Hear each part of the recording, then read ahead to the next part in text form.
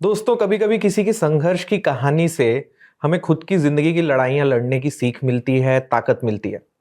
Gate जैसे exam में जिसमें हजारों बच्चे फाइट करते हैं एग्जाम क्लियर करने के लिए, अपना करियर बनाने के लिए, ऐसे में सिंगल डिजिट लाना और खासकर कॉलेज में पढ़ते पढ़ते सिंगल डिजिट रैंक लेकर आना अपने आप में बहुत बड़ी बात है।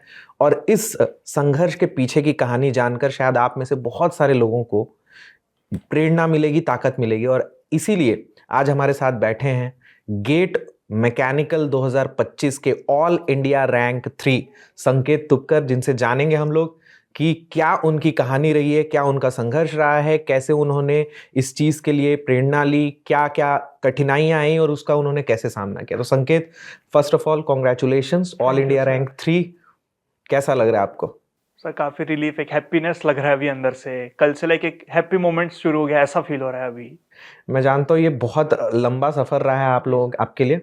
तो सबसे पहले तो जानना चाहेंगे आपका क्या बैकग्राउंड था और कैसे आपकी ये जर्नी स्टार्ट हुई। सर मैं नागपुर से ही बिलोंग करता हूँ। मेरा born and bought up Nagpur में ही है। मेरा current college government college of engineering Nagpur में ही है। सर लाइक मुझे गेट के बारे में फर्स्ट ईयर में पता चला था। मेरे कॉलेज में एक इंजीनियरिंग ड्राइंग जो सब्जेक्ट है वो पढ़ाने के लिए एक सर आए थे। उनका नाम धुंधी सर था। तो वो खुद आईआईटी से बिलोंग करते हैं। तो उन्होंने कहा था कि लाइक तुम्हें अगर सब सही में सब्जेक्ट्स पकड़ने हैं, एक ग्रिप पकड़नी है या उसके बारे में जानना है, तो तुम गेट के लिए प्रिपरेशन स्टार्ट करो। तो सर मैंने तभी शुरू कर दिया था गेट की क्लासेस के बारे में ढूंढना। बट तब ऐसा ऑनलाइन में कोई मिल नहीं रहा था, क्योंकि नागपुर में ऑफलाइन का गेट का ऐसा कुछ ये अच्छी क्लासेस नहीं थे। तो मैं ऑनलाइन ही ढूंढ रहा था। मैंने अलग अलग इंस्टीट्यूट्स में देखा, बट कुछ ऐसा मिला नहीं।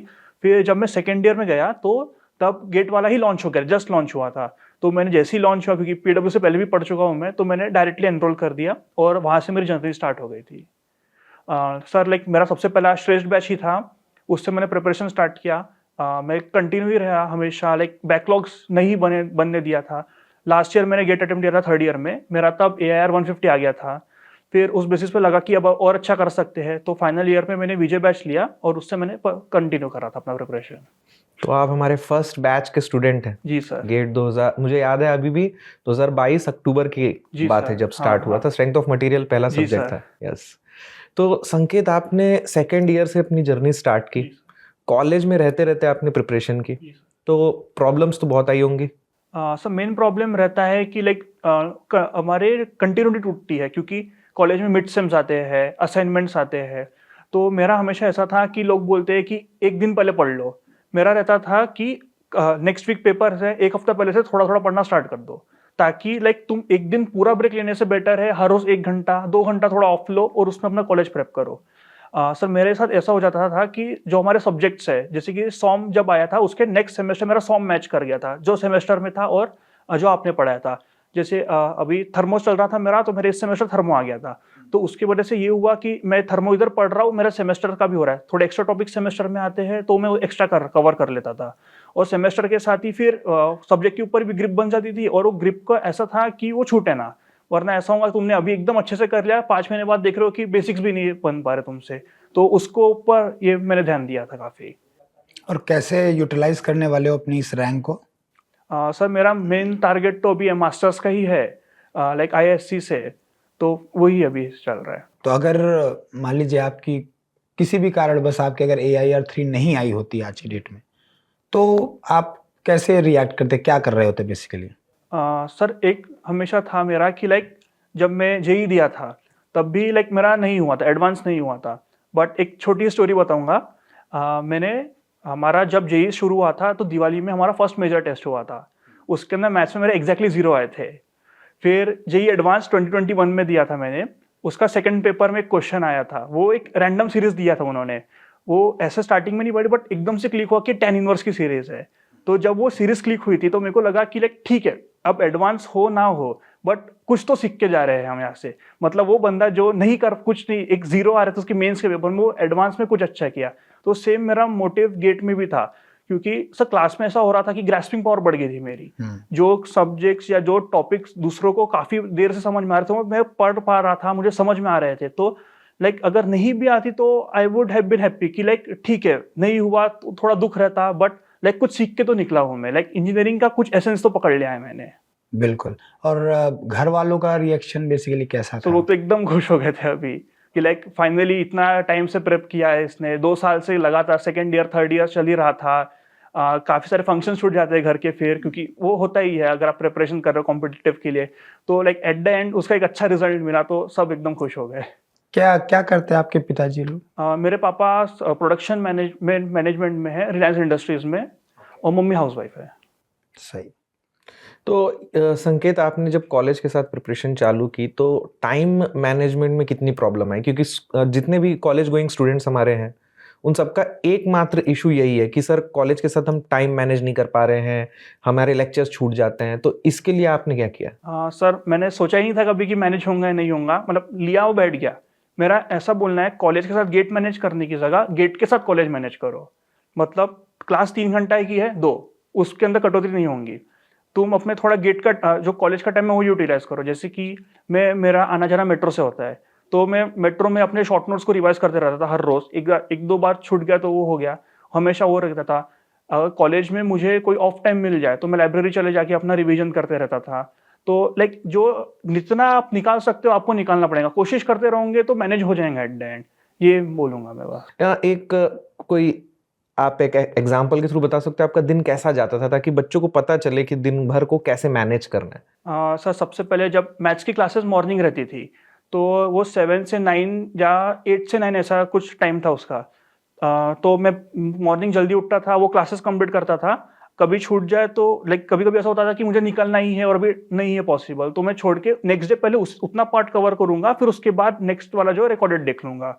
मतलब अगर मेरा कुछ बैकलॉग बन गया है तो मैं ट्राई करूंगा कि इस वीक के एंड तक वो बैकलॉग खत्म हो जाए, नेक्स्ट वीक जाना ही नहीं चाहिए वो बैकलॉग। ये हो गया। फिर उसके बाद मुझे मेट्रो में 45 मिनट्स अप्रॉक्स लगते हैं, तो मैं मेट्रो में गया लाइक 9 AM के आसपास मेट्रो में। तो मैं उतने देर में अपने शॉर्ट नोट्स रिवाइज करना ये शुरू रहता था। फिर कॉलेज शुरू हुआ, कॉलेज में ऑफ मिल गया उधर तो ठीक है, कॉलेज अगर जल्दी छूट गया तो घर आ जाओ, सीधा था। मतलब दोस्तों के साथ अवॉइड करो थोड़ा, ऐसा नहीं बोलूंगा कि पूरा ही बंद कर दो, 1-2 बार ठीक है, बट ऐसा आदत नहीं लग जानी चाहिए आपको कि कॉलेज छूट रहा है आप चले जा रहे हो कहीं। तो वो करता था, फिर घर आ गया। अगर कभी कभी ऐसा होता था कि 5-6 भी बज जाते थे मेरे को घर आते समय, तो उस दिन थोड़ा टायर्डनेस रहता था, बट टायर्ड है फिर भी क्लासेस किया हूँ मैंने। क्लास किया है, क्लास रात को एंड हुई है, डीपीपी सॉल्व तभी करना है। नहीं हुई DPP solve, next day class के पहले खत्म करो डीपीपी। क्लासेस कितने बजे तक रहती थी आपकी? सर 7 से 10 तक। 7 से जी 10, सर। फिर 10 बजे के बाद डीपीपी हाँ सर। कितने बजे तक?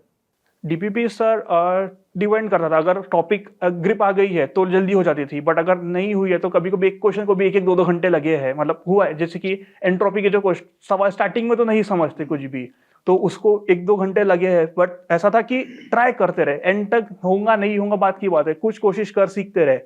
तो वैसा था। फिर नेक्स्ट डे भी, बट कभी कभी ऐसा था कि डीपी में से 1 या 2 ही क्वेश्चन हो रहे हैं, बट फिर वो अपने सॉल्यूशंस देखो, क्या गलतियां की है वो समझो और वो मेथड को समझने की कोशिश करो। सॉल्यूशन मत रटो, मेथड जो है, क्योंकि अगर वो मेथड समझ लोगे तो अगर वो 2-3 क्वेश्चन मिक्स भी करेंगे तो आप नेक्स्ट क्वेश्चन बना पाओगे। ये था मेरा। अच्छा, बच्चों का यार एक चीज बहुत ज्यादा पूछते रहते हैं कि यार सर क्या क्या रिसोर्सेज यूज करने। बेसिकली जब बच्चा आता है प्रिपरेशन करने के लिए तो उसे बहुत कुछ दिख रहा होता है ऑनलाइन में, बहुत सारी पीडीएफ, यूट्यूब में लेक्चर इधर उधर।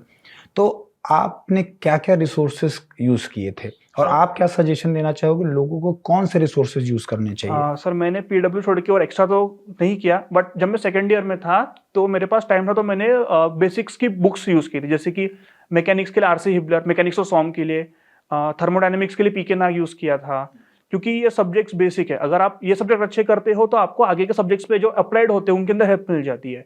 तो जो सेकेंड ईयर में है उनको डेफिनेटली बुक्स करनी ही चाहिए, क्योंकि बुक से सब्जेक्ट के ऊपर ग्रिप अच्छी बन जाती है। बट अगर आप थर्ड ईयर में हो, फाइनल ईयर हो, आपके पास उतना टाइम नहीं है, मैं कहूँगा आंख बंद करके पीडब्ल्यू पे विश्वास करो। और जैसे जो बुक्स आप यूज करते थे, जैसे पीके नाग का आपने एग्जांपल दिया, तो उसका पूरा थ्योरी A to Z पढ़ते थे या सिर्फ क्वेश्चन करते थे, सिर्फ सवाल कैसे यूज करता था। करते? अच्छा, मतलब सिर्फ न्यूमेरिकल करते। हाँ, जो सॉल्व न्यूमेरिकल्स है पहले वो करो, क्योंकि सॉल्व में आपको समझ आ जाता है कि कैसे करने हैं सॉल्व, फिर उसके बाद आप अनसॉल्व में जाओ ऐसा। तो पीडब्ल्यू के साथ जो आपकी ये 2 साल की जर्नी रही है मोटा, तो उस 2 साल की जर्नी में सबसे बेस्ट पॉइंट आपको क्या लगता है? सबसे बेस्ट सर जब क्लास में ऐसा सर बोलते, मतलब क्लास में ऐसे कई बार होता था ना कि क्वेश्चन आ गया और कोई नहीं बना पा रहा, बट आपसे वो भूल गया क्वेश्चन, तो लाइक ऐसा लगता था कि हाँ अपन कर पा रहे हैं, अच्छा वैसे था सर। ये छोटी छोटी लड़ाइयाँ हाँ जब सर, वो जीतते छोटी हो छोटी जो आप। लड़ाई जीतते उसके अंदर खुश होना है और उससे अपने आप को आगे बढ़ाना है। ऐसा नहीं कि यस मैंने किया अब तो हो गया, अपना अपन ही है, वो नहीं करना है। हो गया अच्छी बात है, थोड़ा आगे बढ़ो, नहीं हुआ बोलना कोई बात नहीं, एक अपॉर्चुनिटी गई है, नेक्स्ट को पकड़ो और आगे बढ़ो, मतलब सीखते रहो चखी और खुद को आगे खींचते रहो ऐसे। तो 2022 से आपने प्रिपरेशन चालू कर दी, तो जैसे आपने पहले जो सब्जेक्ट पढ़ा था उसको तो लगभग 2-2.5 साल हो गए, जी सर। तो इतने टाइम तक उसको कैसे आपने मतलब रिवाइज किया, क्या आप रिवीजन का क्या पैटर्न था? सर सबसे पहले तो जैसे डीपीपीज वगैरह हो गए, वो तो फर्स्ट था, वो रिवीजन में नहीं था। फर्स्ट रिवीजन मेरा अप्रॉक्स जो स्टार्टिंग के सब्जेक्ट थे वो 1 महीने के अंदर आ गया था। उसके रिवीजन के अंदर मैंने लाइक बुक्स के कुछ जो अच्छे सवाल थे उनको टिक कर रखा था, उनको पकड़ के सॉल्व करना, डीपीपीज को पढ़ना, जो अच्छे क्वेश्चन है उन्हें वापस से सॉल्व करना, ये। और मैंने जो शॉर्ट नोट्स मेरे फर्स्ट रिवीजन में बनाए थे, क्लासेस के साथ नहीं बनाए थे, क्योंकि लाइक क्लास के समय तो आपको लगता है कि यार ये तो है दिमाग में। मैंने जब फर्स्ट रिवीजन किया तब मैंने शॉर्ट नोट्स बनाए थे। शॉर्ट नोट्स के अंदर मेनली थ्योरी तो नहीं थी, एकदम फॉर्मूला, इसकी अप्लाई करने की कंडीशंस क्या है, इसके अंदर अजम्पशंस क्या है, ये लिखा था मैंने। फिर उसके साथ मैंने जगह छोड़ दी थी।